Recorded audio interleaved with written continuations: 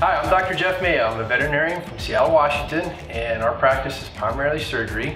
We see a lot of patients on a daily basis that have torn cranial cruciate ligaments. And a lot of those dogs tear their cruciate ligaments because they're overweight or they have other uncontrolled medical problems. Some of those patients can't go to surgery for various reasons, and we might want to consider medical management of their problem using the Caerus cranial cruciate ligament brace. So when we're trying to select an appropriate size brace for a patient, there's three things we look at. We have the body weight, which is detailed in the product literature. We have the length of the tibia, which would be this component of the brace. We want the end of the brace to be just above the hock of the patient. Then the tibial length should end before it gets to the dog's knee. Then the last part we're going to look at is the patella arch. This has to be above the dog's patella, so that when the dog moves his leg through range of motion, we won't have any inhibition of its ability to move. All right, now we've got Nicole, my nurse. She's helping us today hold Izzy. Izzy's our 8-year-old golden retriever, and Izzy has torn her right cranial cruciate ligament.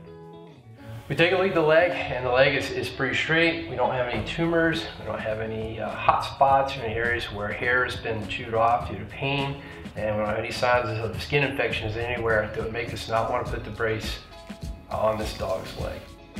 Nicole's doing a great job keeping Izzy calm. We don't have her on any drugs right now, but sometimes you may need to sedate a dog to apply a brace. So we've had the brace sitting in the heater, and this is one we're going to apply. So what we want to do is take these Velcro straps off, like that. We're going to pull the part off the back. We're going to do the same thing for the upper part. And then we're going to apply the bottom part of the brace to the dog's leg first. Be careful because the metal parts of this thing are pretty warm and you don't want to cause the dog any discomfort.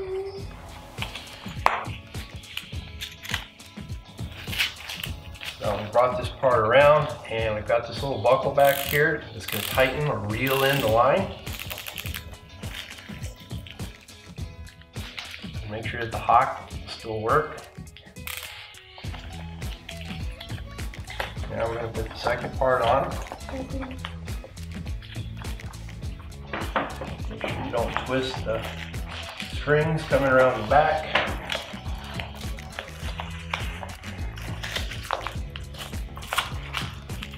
And then slide our Velcro. And we'll start tightening up the lines.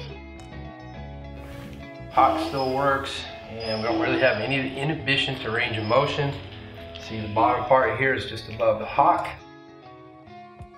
Probably could tighten this top part up just a little bit more so we can get our fingers under there.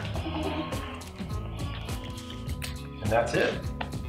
All right, in closing, Izzy did a great job letting us fit the brace to her knee. She's walking around and she's accepted the brace, done a nice job. It's important to tell patients and their owners that they should wear the brace for no more than 3 to 4 hours during the first few days, going through a trial break-in period. And then gradually want to work up to where the dog is wearing the brace for a 12-hour period. It's very important to take the brace off every night. Don't let the dog sleep in it. Watch for sores on the leg and make sure the brace does not get too small or get too large.